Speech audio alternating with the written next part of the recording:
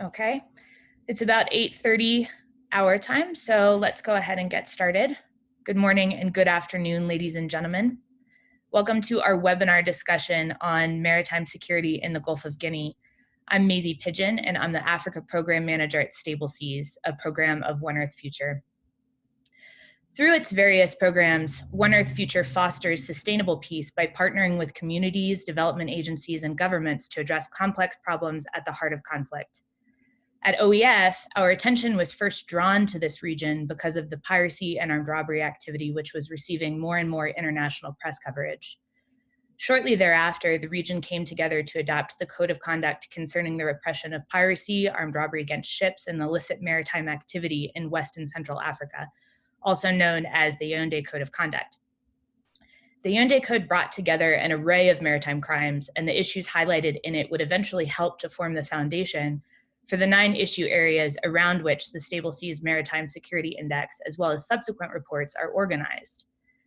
Thanks very much for joining us today. As many of you are aware, we recently released our report, Stable Seas, Gulf of Guinea, with great support from the Interregional Coordination Centre and the UN Office on Drugs and Crime's Global Maritime Crime Programme. A quick aside that the full report is now available in French as well as English on our website. We're excited and proud to share this report because we believe this region has extraordinary potential for continued growth and has already made great progress in maritime security as a result of the Yaoundé Code and subsequent Yaoundé architecture. We hope that our research contributes to further discussion. We're looking forward to an excellent event today. In just a few moments, we'll hear the major findings from Stable Seas Gulf of Guinea from the report's lead author and researcher, who spent several weeks last autumn conducting dozens of interviews and collecting data all across the region. Following her presentation, we'll hear from an all-star panel of experts on maritime security and maritime law in West and Central Africa. With that said, please allow me to introduce the report's lead author, Dr. Ifesinachi Okafor-Yarwood, who will introduce the report's key findings. Dr. Ife Okafor-Yarwood is a lecturer in sustainable development at the University of St. Andrews in Scotland, and a visiting research fellow at the Center for Strategic Research and Studies at the National Defense College in Abuja, Nigeria. Dr. Okafor-Yarwood's research to date has generated critical insights around the blue economy, maritime governance, and security in the Gulf of Guinea.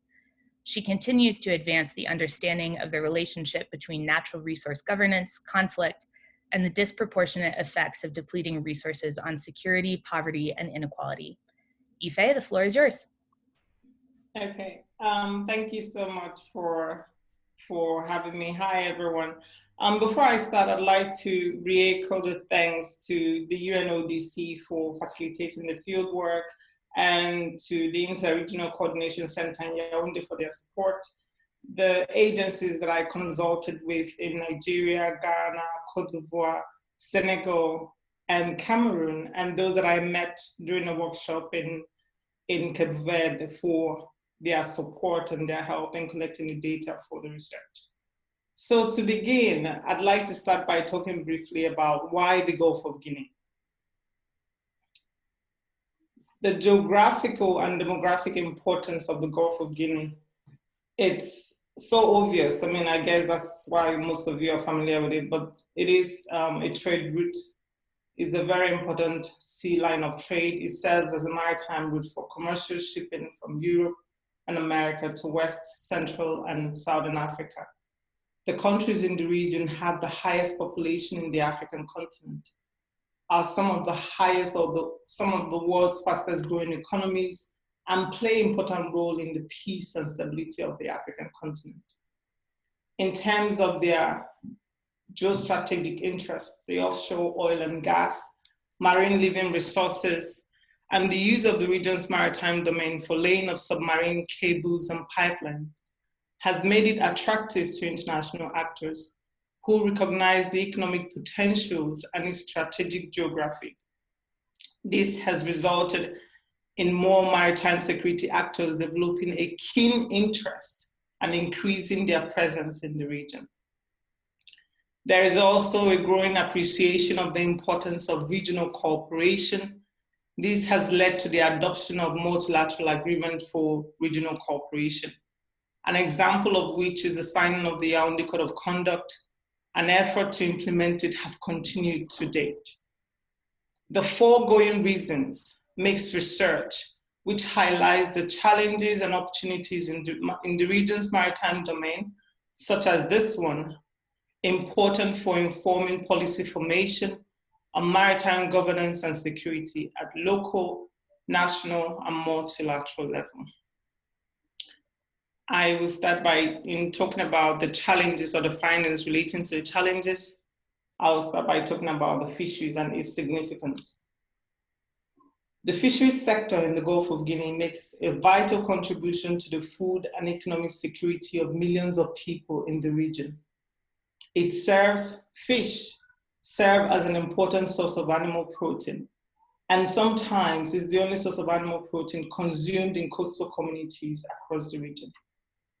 It is vital for the economic development of countries in the region, such that it contributes 1.2% of the GDP in Ghana, 5.7% of the GDP in the Gambia, 5.8% of the GDP in Sao Tome and Principe, and 13.5% of the GDP in Senegal.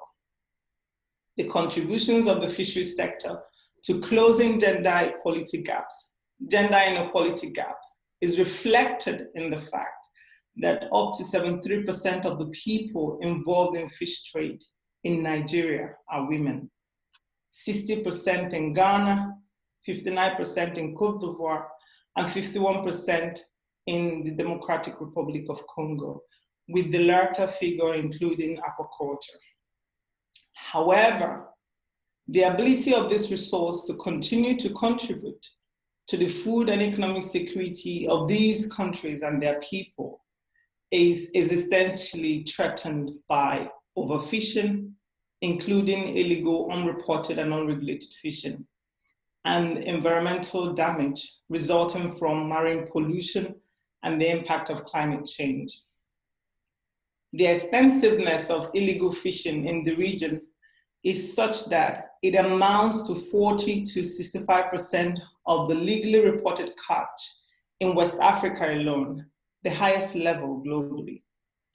6 countries in the West African region, Mauritania, Senegal, the Gambia, Guinea-Bissau, Guinea, and Sierra Leone, lose an estimated 2.3 billion each year, with only a fraction of these losses recovered through penalties for fisheries-related offenses each year. In relation to climate change, warmer temperatures are expected to lead to a decline of 21% of the annual value of fish in West Africa, and a decline of nearly 50% in fisheries-related jobs or employment by 2050.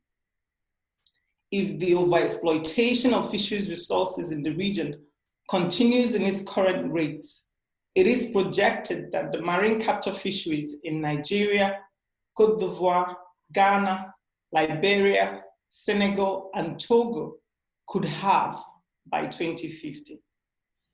In relation to pollution, the extensiveness of marine pollution in the Niger Delta, as an example, is such that an estimated 40% of the mangrove vegetation in the Niger Delta has died since the commercial production of oil began in 1958.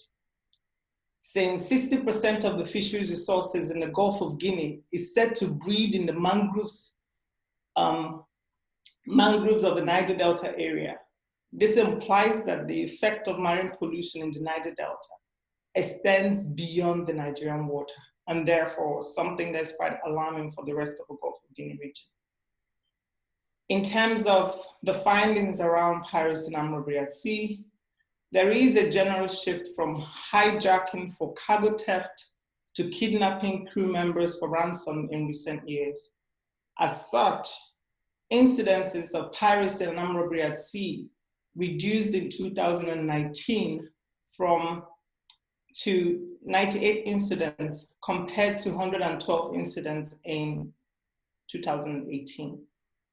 Kidnapping have remained prevalent as 164 crew members were kidnapped in 2019, up from 102 in 2018, And unfortunately, this trend have continued in the region in 2020.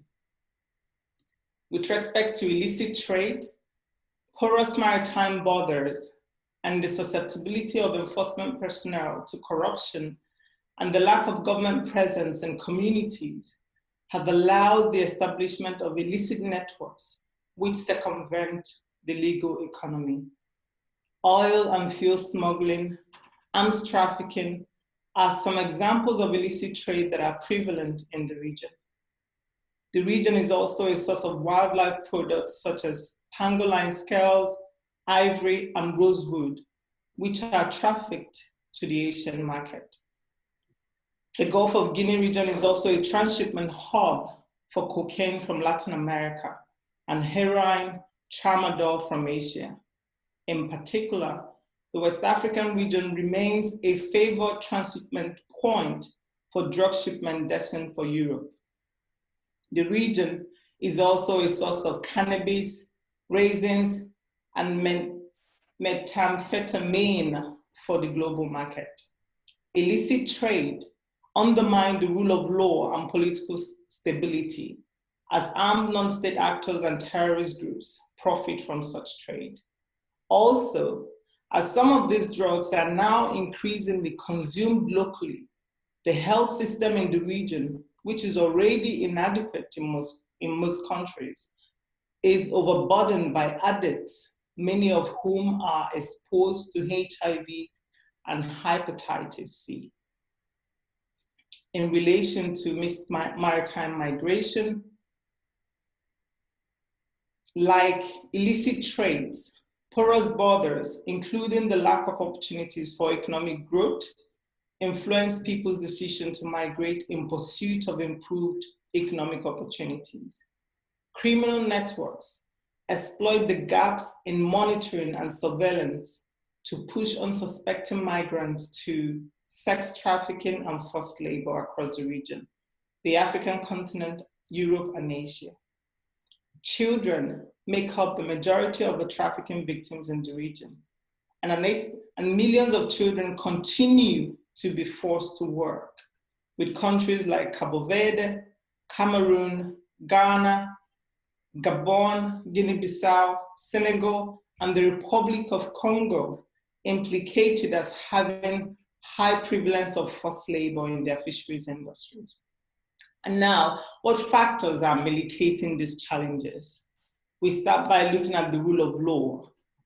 Weak rule of law hampers the development of a reliable maritime enforcement authority and further enables transnational criminal network. While some states possesses the necessary institutions to counter maritime crime, those institutions remain ineffective due to legal and enforcement limitations. Corruption of local officials is especially corrosive, undermining efforts to improve governance and growing distrust and animosity for the government. In turn, the people's perception of social, economic, and political exclusion have aggravated rebellion against the central government, like in the Niger Delta area of Nigeria, and influenced calls for political separatism, like in Cabinda in Angola and Ambazonia in Cameroon. Coastal welfare. So what link does coastal welfare have with all these issues that we talked about under the challenges? The lack of social inclusion and environmental conservation in the course of development of the oil and gas sectors have consequences, some of which is manifested in the form of illicit activities, piracy and armed robbery at sea, illegal fishing, drugs trafficking, and other illicit trades. Attempts have been made to buy peace through amnesty in the Niger Delta as an example. While this might have brought about short-term results, it is in no way sustainable, as this effort have not been supported with building peace through the development of an equitable ocean economy and championing social equity and environmental conservation. with respect to maritime enforcement as a challenge, the pervasiveness of security threats at sea is in part due to inadequate legal framework, which falls short of international obligations. Where legislation exists, legal gaps and weak implementation, enforcement and lack of interagency cooperation at the national level undermines effort to ensure safety and security. Navies, coast guards, and other law enforcement agencies are not adequately funded, thereby constraining their ability to fulfill their mandate. The lack of political will in some states to implement or institutionalize at the national level what has been agreed at the regional and international level also presents a challenge. Ultimately, lacking in patrols at sea and interdiction training are some critical vulnerabilities for most of the countries in the region. Countries have to address this by investing in assets to offset the balance, such as surface, air, and intelligence tools. But there is also an opportunity for intelligence gathering. However, the lack of trust in the central government strains effort to improve enforcement through intelligence gathering.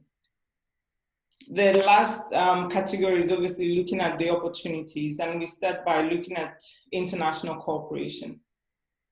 International cooperation efforts to improve maritime security in the Gulf of Guinea can be viewed in two categories. One, the interregional efforts to increase cooperation between states, evidenced by the institution of the Yaoundé architecture. And within this, there is the establishment of the Interregional Coordination Centre, the Centers for Maritime Security, and the multinational maritime coordination centers as steps in the right direction. However, there are still gaps. For example, the lack of hot pursuit agreement between Zone F countries, which presents a challenge. However, there is room for countries involved to pursue and foster a practical procedure between their navies to ease cooperation in the case of a hot pursuit. Government must also work to ensure that zones A and G becomes fully established so they can commence activities related to enforcing security at sea. And the second category, of course, is effort by external partners. Effort by external partners to enhance enforcement and rule of law has been critical to the progress achieved thus far in the region, and this must continue to be strengthened. With respect to the blue economy and the opportunity it presents, the development of the blue economy, sectors such as offshore hydrocarbon, fisheries, mariculture, maritime transport and shipping, and the tourism sectors offers an opportunity for the socio-economic emancipation, which will break the cycle of inadequate coastal welfare and the associated security threat at sea that comes with it. However, whilst there's a lot of development in this area, for these initiatives to be successful or deemed to be successful, it must prioritize inclusive economic growth, social equity, and environmental sustainability. Without this, regional governments run the risk of perpetuating the cycle of insecurity as their actions and inaction today create the aggrieved communities of tomorrow. In conclusion, the pervasiveness of threats, despite the proactive efforts of regional government and their partners, presents an opportunity to reflect on the need for a holistic approach to maritime security response, which obviously this report have done. Incorporating the findings from this research and working to enhance the capacities of relevant agencies, while also putting social equity and environmental conservation at the core of their ocean economy would go a long way in ensuring maritime safety and security across the Gulf of Guinea. Thank you so much.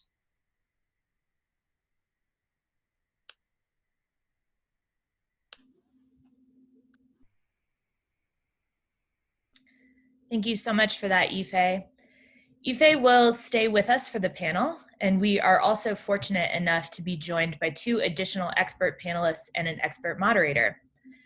Rear Admiral Narciso Fastudo Jr. is the Executive Director at the Interregional Coordination Centre. Dr. Fastudo is a naval officer who has served in the Angolan Armed Forces for over 40 years. In November 2017, he was promoted to Rear Admiral. Rear Admiral Fastudo was a member of the Southern African Development Community's Standing Maritime Committee from 1996 to 2016 and participated in the 3rd Summit of Heads of State of the Gulf of Guinea, ECOWAS, and ECOWAS in Malabo, Equatorial Guinea in 2013. He has been working in the Interregional Coordination Centre since 2017 on the implementation of the Yaoundé Code of Conduct. We are also joined by Dr. Kamaldeen Ali. Dr. Kamaldeen Ali is the Executive Director of the Center for Maritime Law and Security, Africa. He was previously the Director of Legal Affairs of the Ghana Navy and the Director of Research of the Ghana Armed Forces Command and Staff College. He has 20 years of legal experience and has been engaged in law of the sea capacity building and shaping maritime security policy at the national, regional, and global levels. Last but not least, today's panel will be moderated by Ms. Siji Song of the UNODC's Global Maritime Crime Programme. Siji is an officer in charge with the UNODC in Ghana. She's a lawyer with 2 master's degrees in public international law, international human rights, and humanitarian law, with particular emphasis on criminal justice responses to transnational organized crime. She's been working for UNODC for the past 5 years in countering organized crime and illicit trafficking, both on land and at sea in Eastern Africa, as well as the Gulf of Guinea. One quick housekeeping note before I turn it over to the panel. Audience members, please submit your questions for the panelists using the Q&A function through Zoom, which should be at the bottom of your screen, rather than the chat box or raising your hand. And we'll try to get to as many of your questions as possible. We'll be monitoring the Q&A function very closely, but the chat box is a bit harder to stay on top of. So with that, over to you, Siji.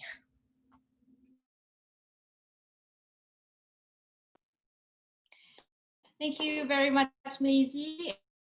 And also to express our gratitude for the WANR's future and the stability for inviting the UNODC to moderate this our great panelist, Dr. Ife, Rear Admiral Narciso, as well as Dr. Kamaldeen. As Maisie mentioned, we have this question and answer function. So we will collect the questions. I also would like to excuse our subs in case we are not addressed with the time restriction that we have. Without further ado, I would like to go for the first question, to explore for discussion a little bit with the very hot topic of these days, which is the COVID-19. 2 weeks ago, all of you panelists, also a lot of participants has attended our UNODC webinar where we discussed and analyzed the impact of COVID-19 on the maritime operations, law enforcement operations. And then we had this heated discussion whether the COVID-19 has an impact on maritime security incidents or not, and what could be the way forward in dealing with these issues during this crisis. So my first question is to Dr. Ife, especially on the linkage with this report and then the potential implication of the COVID-19 crisis in carrying out those recommendations and the findings that presented in the report, please. You have the floor, Dr. Ife. Okay, thank you so much for the question. I think I have to sort of categorize the potential impact of COVID on carrying out the recommendation for the report. And obviously in light of the economic crisis that the COVID have caused and taking into account that obviously there's been a lockdown and a lot of things have been on standstill. you could then make the argument that the availability of funds to execute some of these things, like purchasing the right resources for the navies, the fisheries agencies, or providing support to communities that need it, might be a challenge in terms of the cost. But on the other hand, the other challenge that somehow have presented itself is the relation to relationship with partners. So for example, usually in March, there would have been the Obangame Express, which didn't happen because of the COVID. The French suspended one of their vessels. But at the same time, to mitigate this impact, some partners are sort of trying to adapt by continuing to provide training. For example, I know that the UNODC is continuing to provide e-training to partners and law enforcement. I know that the EU critical maritime route have also adapted their GOGIN and recaps to sort of provide online training, and are sort of keen to also provide protective equipment to partners so that they can continue to do their work effectively. However, I also feel that the COVID presents an opportunity, it's actually a great opportunity for the region to show that they can collaborate and cooperate and actually make the whole idea of the architecture work and the establishment of the MCCs. And we see them taking initiatives in this way. And obviously, one example is what happened a week ago with the arrest of the criminals or pirates that were about to kidnap Chinese crew with the support in Côte d'Ivoire, with the support of Nigerian Navy and the other regional agencies. And so I feel that COVID-19 presents an opportunity, but at the same time, because of the economic implication for countries, it also provides limitation. And the fact that external partners, their presence have become reduced due to the nature of the pandemic is also some of the challenges. But like I already highlighted, some of them are adapting to provide e-support, if you can call it that. Thank you very much, Dr. Ife, for your intervention. Now we're a little bit more focused on the this COVID's potential implication on maritime security in the region. Or so the floor is for you, to Dr. Kamaldeen, but more in particular in the area of the fisheries sector, as it contributes greatly to the nations in the region, as Dr. Ife introduced during when she was explaining the findings of the report. So do you think, Dr. Kamaldeen, do you think the maritime security incidents, including the IU fishing, has decreased during this COVID-19 crisis, or is it maybe related to the reduced patrol or the capacity of the national governments has these days? I have one question that we received here related to the fisheries. How closely, like what do you think the link between the livelihoods and the human security in the Gulf of Guinea? Dr. Kamaldeen, you have the floor. Thank you very much, Sigi, for the bundle of questions, and I will strive to answer the questions the best way I can. Fisheries, as we are aware, is an important component of the, if you want, the maritime profile of Gulf of Guinea states, and for that matter, also an important component of the maritime security profile. It has implications for livelihoods. It has implications for other areas of security. Within this period, the debate is going on as to whether maritime security incidents have either increased or surged. But let me focus on the issue of fisheries. The important thing about fisheries is that at the moment, one is unlikely to be able to say that there's a major shift so far as IUU is concerned. But what I see in the future is a complex of issues regarding fisheries. And whilst I am not able to put my hand and say that we are having increasing or IUU fishing during the last 2-3 months of this COVID. I see more or greater complications when it comes to fisheries governance as we go into the next couple of months. One is the fact that during this period, there is very much reduced market access for fishers. So people are going to see, they are investing resources and they are fishing, and then there is little or no market for the fishery, for the fish that is being caught. And that has implications for the future. The second is that there are serious dislocations so far as coastal communities are concerned. Poverty is endemic and poverty is increasing. So what this means is that as we move into the next couple of weeks and months, there is so much distress in coastal communities, and this can transform into illegal activities by coastal communities themselves. And it is also important that as we go into the future, there will definitely be reduced presence at sea by the navies.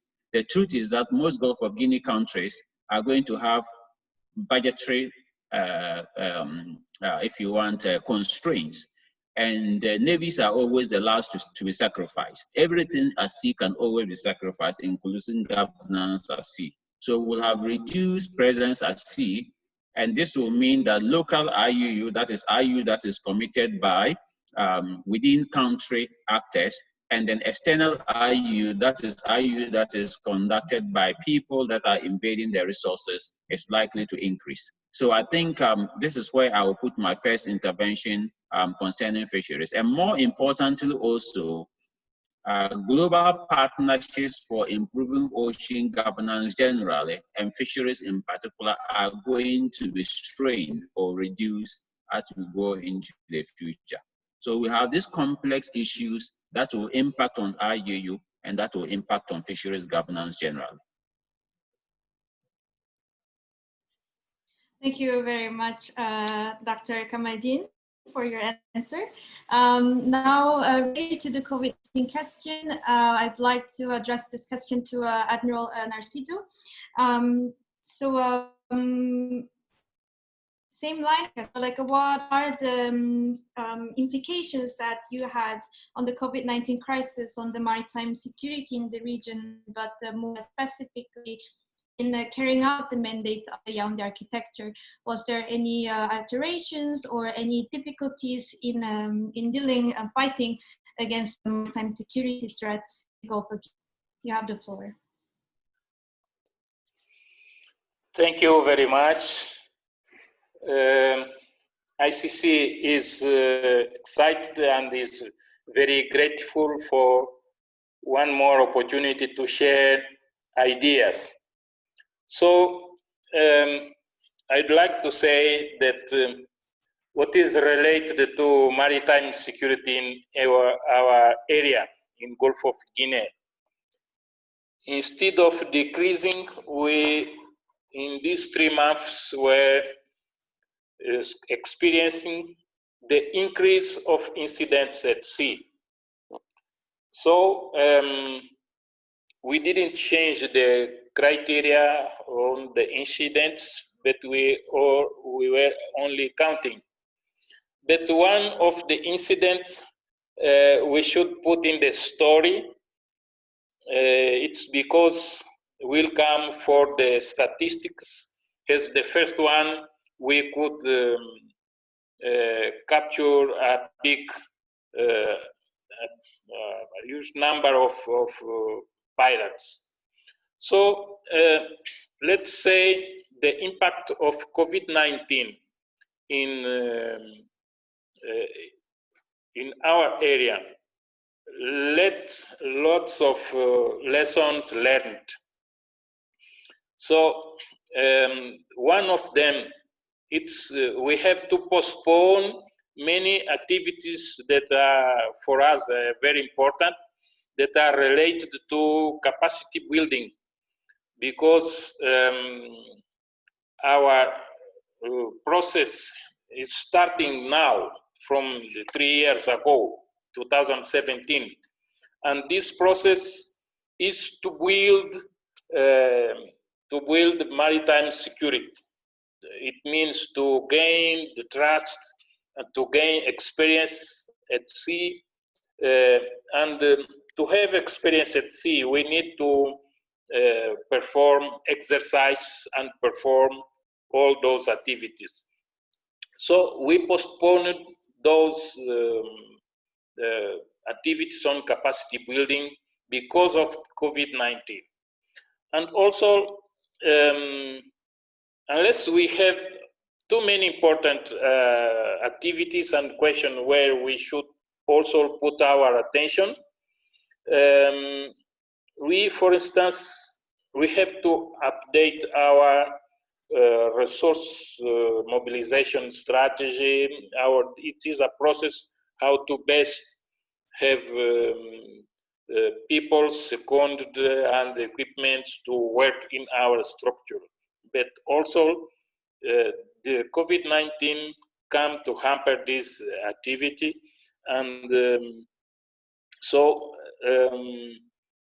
we will have to restart again the same activity that we started in this process. So we already have time that we started with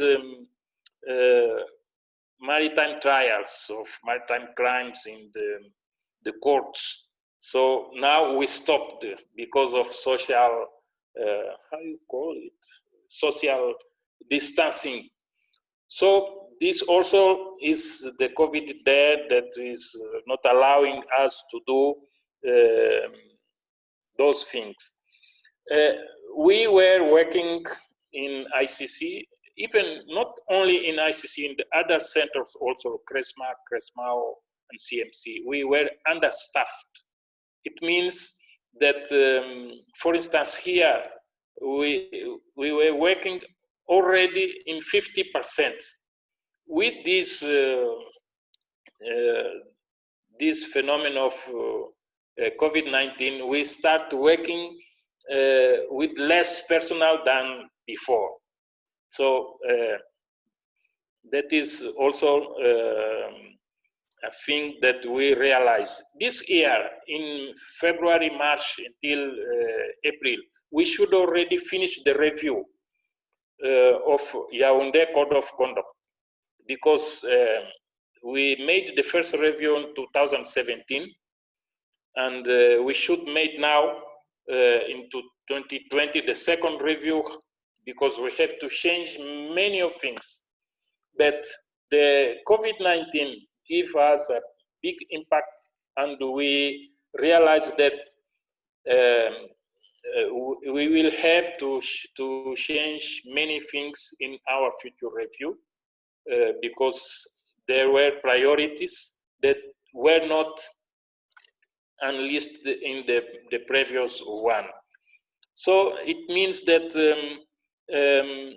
what related to maritime security in the ICC area, we will have to change many of things, and the lesson were learned by the COVID-19.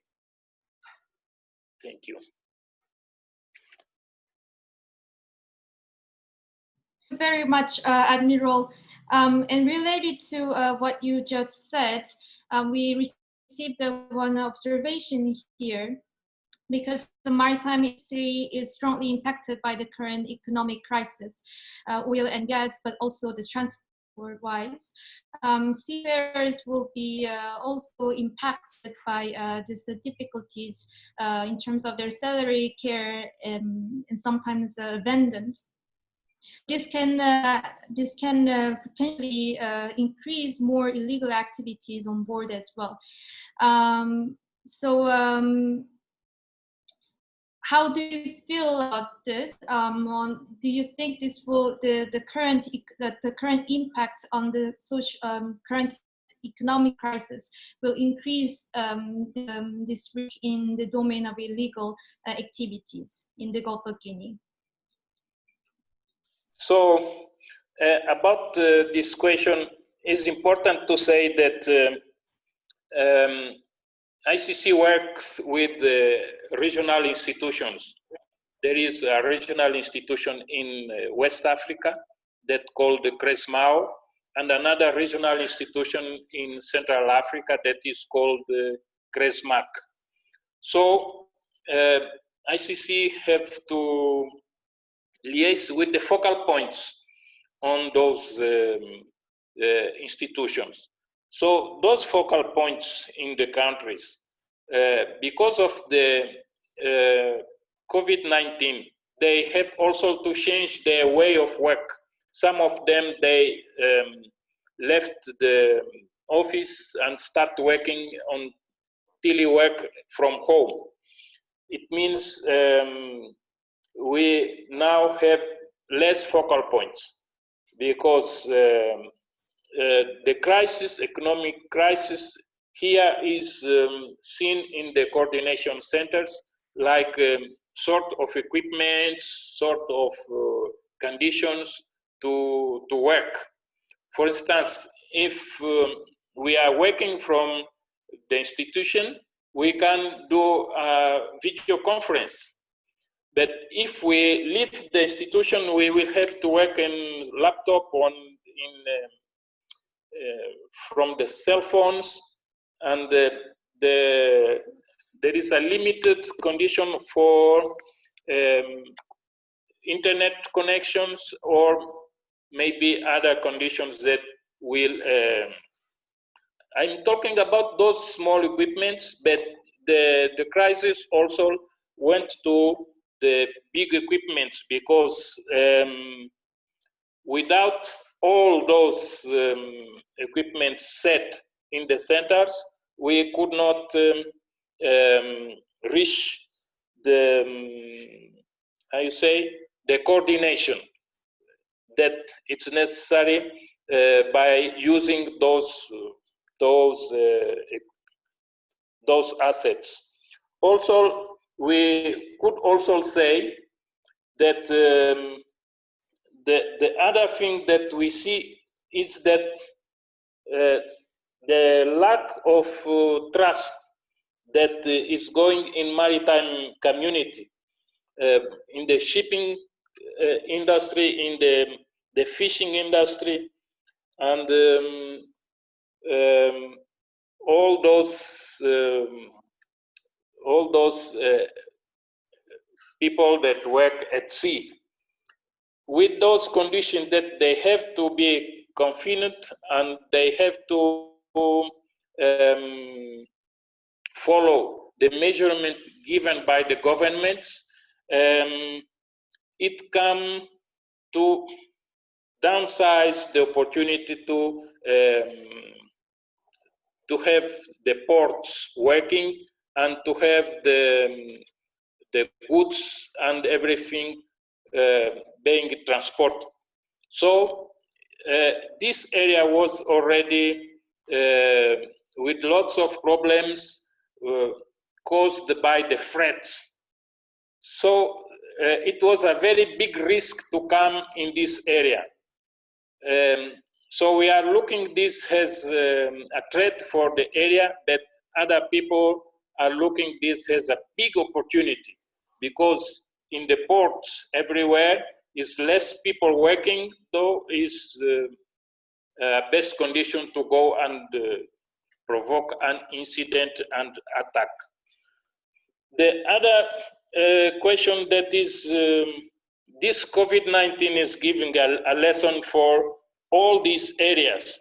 It's important to say that now we will prioritize our lives, not the commerce, not the trade, and so on.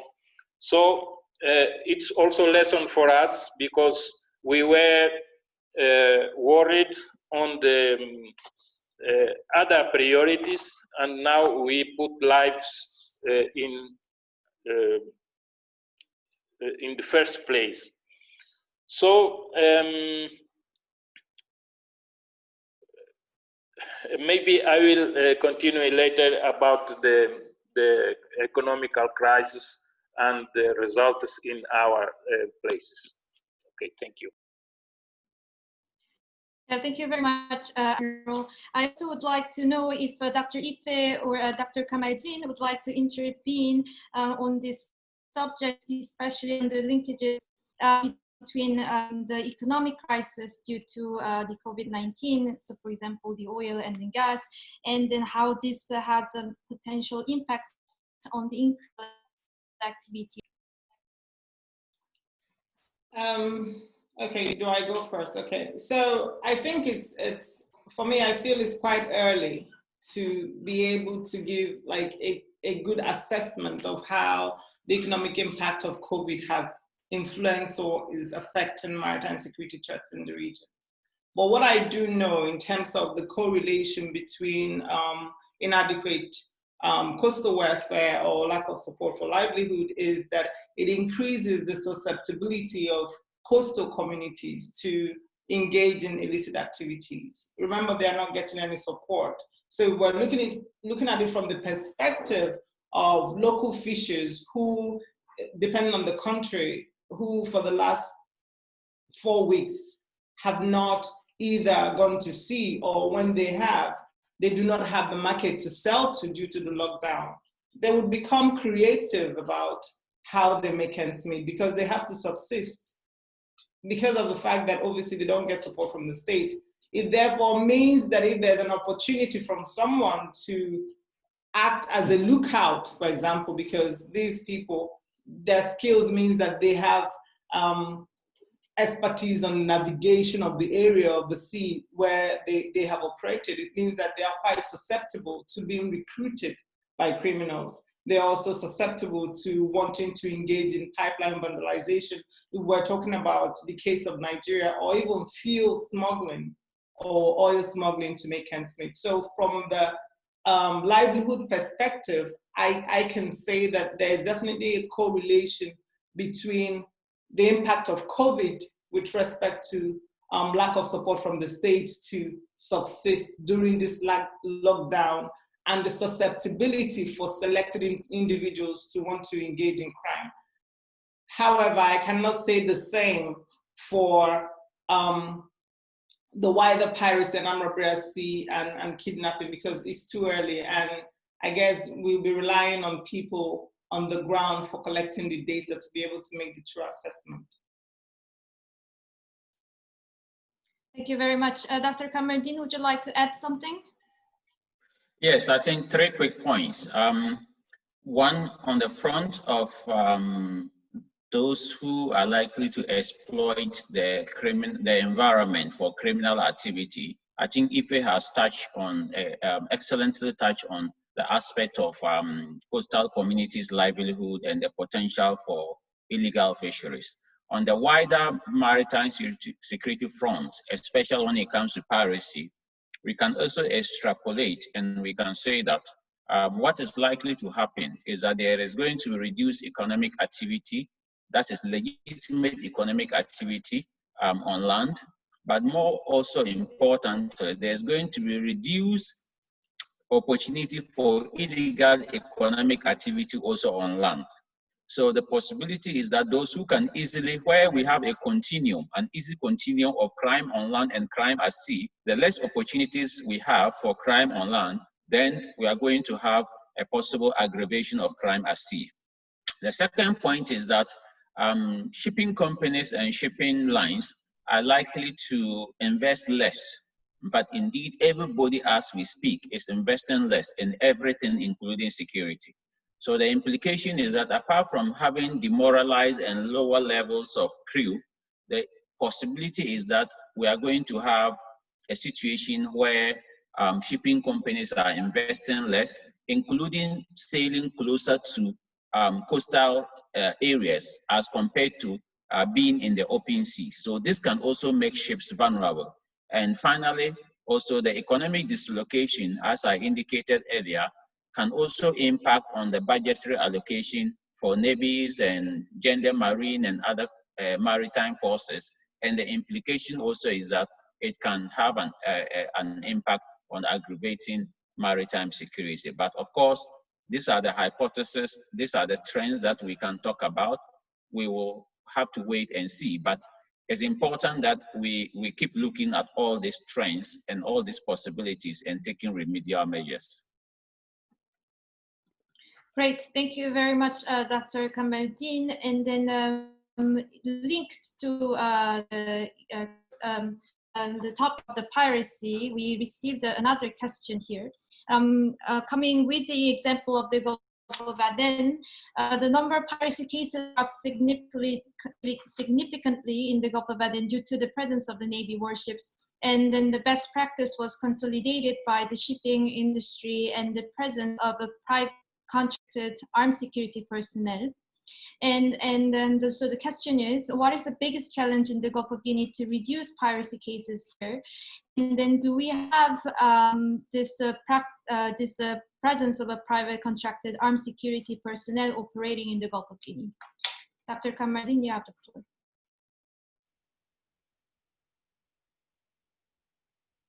Your microphone is muted. Okay, thank you, Sijik, for the follow-up question. We've had this long-standing discussion as to whether we can migrate some of the lessons in Gulf of Aden to Gulf of Guinea, and this has always been one of the most important questions. I think the best way to answer the question is that in terms of a wider application of having foreign ships or having the international community intervening in the Gulf of Guinea, whether we can have that in the Gulf of Aden, whether we can have that in the Gulf of Guinea, I think the short and quickest answer is that it is not going to be practicable. There are geopolitical reasons, there are wider UN Security Council reasons why it may not be possible to do that in the Gulf of Guinea within the shortest time. So if we are looking at solutions, I'm not ruling out the possibility of privately contracted maritime security operations in the Gulf of Guinea, but this may be this may be pursued through country by country. As we know, there has been some arrangements, for example, in Togo, and a few other arrangements, although of a different kind, in Nigeria. So we can look at private arrangement, but to have the kind of resolutions we had in the Gulf of Aden that allowed foreign deployment in the Gulf of Guinea, it is something that is not practicable within the short term.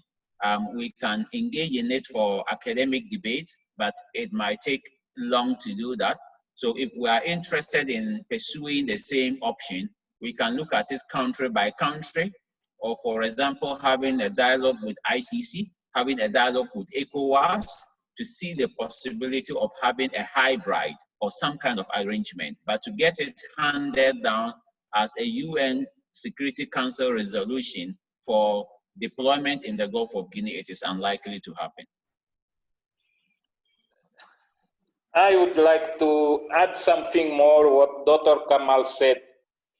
The spread law and the conventions are saying no weapons out of government control.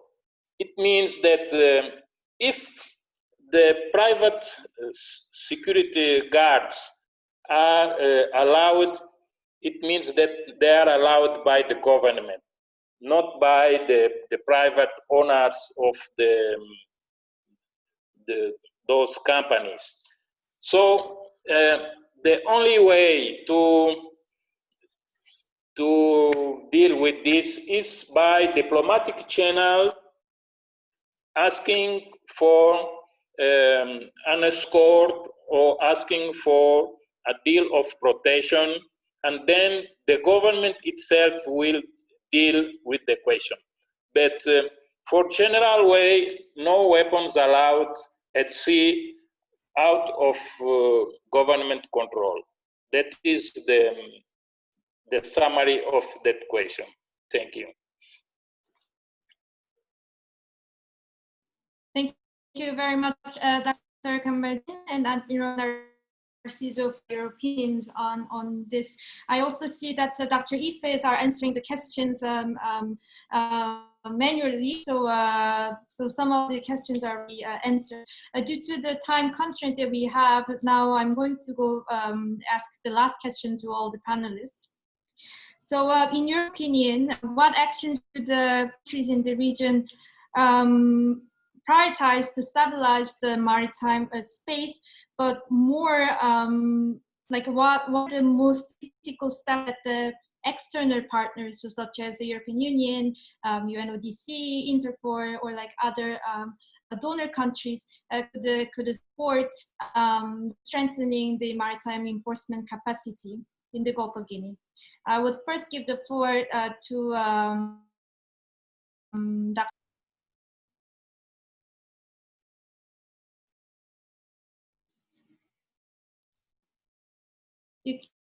Hello? Oh, or first I give the floor to the Admiral Narciso if the question was clear. No, you stopped the question. You didn't finish. You didn't finish the question. So the question is more on how external partners, so such as European Union, UNODC, Interpol, and then we have other donor countries presented here today, to best support these countries in the Gulf of Guinea in the strengthening the maritime law enforcement. Okay, I understand. The question about the partners and the countries and organizations that are helping ICC is very interesting question, because in this period of COVID-19, we realized that some organizations, some stakeholders, and some partners, they work with us, but when they leave, we miss them. But the others, they don't leave anything that we can still remember them. We can forget them. So this is an opportunity to say that there are partners that are really working two ways. One way is bilateral, straight country to country. The other way is multilateral. They can enter by multi-organizations. It's to say that this was one opportunity to review our priorities with the partners, and also to know to whom give your attention in the future. That was a good opportunity. But for instance, here we see that impact of the partners was seen on the same areas, but not seen in other areas. The impact was seen in capacity building, was seen impact on the, can you see some partners came with equipment to the centers, to the various centers, but other partners didn't appear in any place.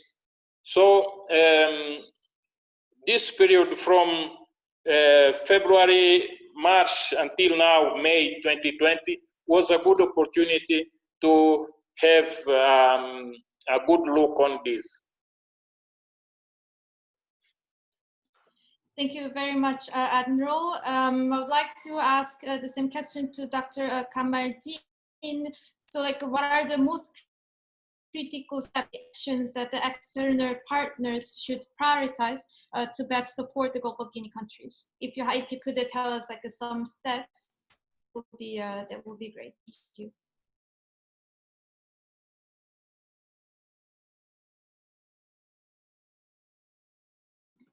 Your microphone is muted. That question was to Dr. Kamal. Yes, so since this is the last question, let me quickly, first of all, underscore the importance of this Stable Seas report and the work that has been undertaken by Ife, Messi, and the rest of the Stable Seas team. It is a fantastic report that has covered many areas, and I think it's something that we need to look at closely as we look into options for governance in the Gulf of Guinea. Now, on your question, I'll also say that there has been tremendous support and positive in that matter from many partners in the Gulf of Guinea. And I will say that having looked at what is being done by the key partners, they need to continue doing many of the things that are being done. We still need capacity building. We need to build systems in place. The ICC need greater support in the ICC. And I think the Yaoundé architecture is very key to the future of Gulf of Guinea maritime security. So we need to look at strengthening the Yaoundé architecture, bringing ICC into full operation, supporting the various zone MFCs, and making sure that their capacity is uplifted. Of course, direct support in terms of equipment is always good, but I do note that this requires a bit more of thinking through and country-to-country arrangement for you to be able to support when it comes to certain level of equipment, especially if you are looking at intelligence gathering, maritime domain awareness equipment, and even deploying vessels.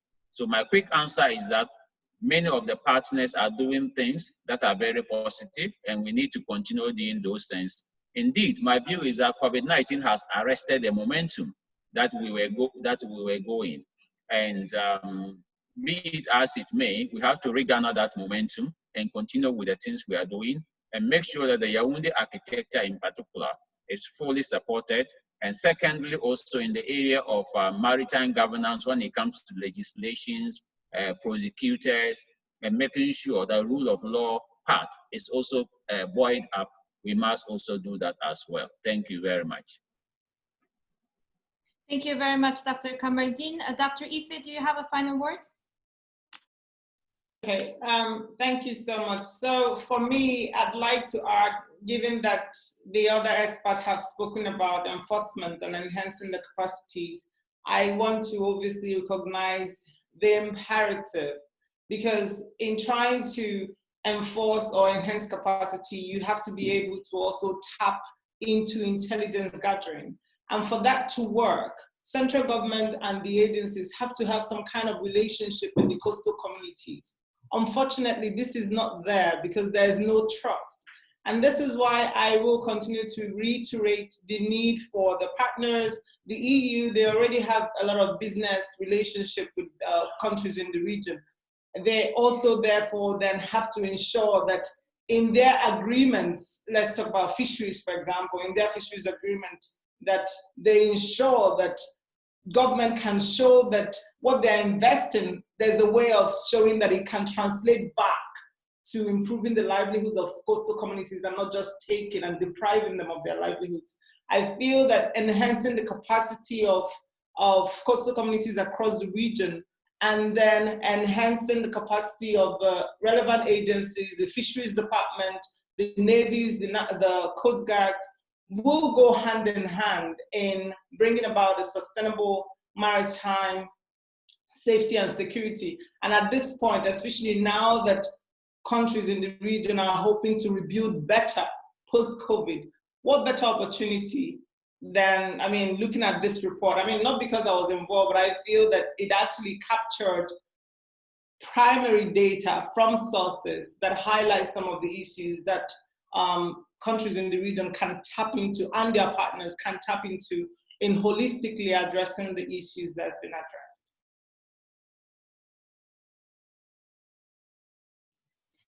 Great, thank you very much, Dr. for your final words.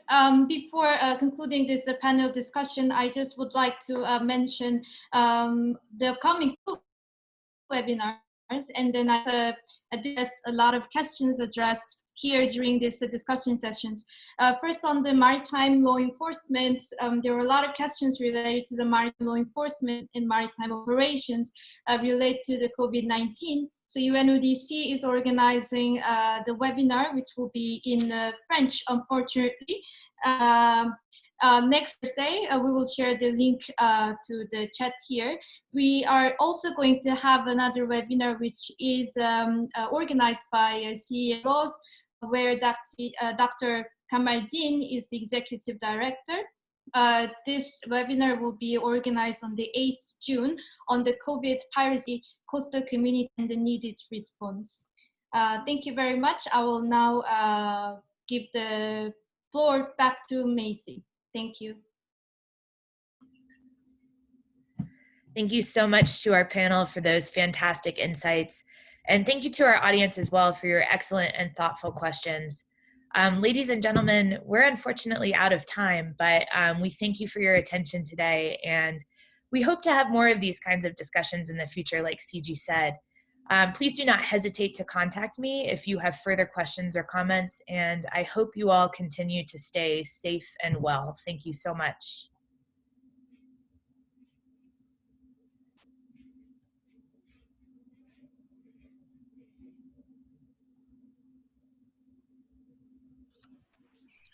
So I would like once more to thank the organization and organizers for this small experience. It was very, very good for ICC. I would like if you could share this to my two organizations, that is CRESMAO in West Africa and CRESMAC in Central Africa, for them also to know the summary of this meeting. And also I'd like to add more people to attend in next meetings, because I have with me 3 more important people that are related with communication and information, and the other one is in the legal area. That is also for the judicial cooperation, and another is a consultant that is a good consultant, is Kentan, that they have good ideas that they could share also in a small webinar like this. Thank you so much for this opportunity, and thank you everybody for your attention and the time given for this webinar. Thank you, everyone. Take care. We will try to get the video from this posted soon, and we'll send out a follow-up email to all of our participants. Thanks again. Take care, everyone.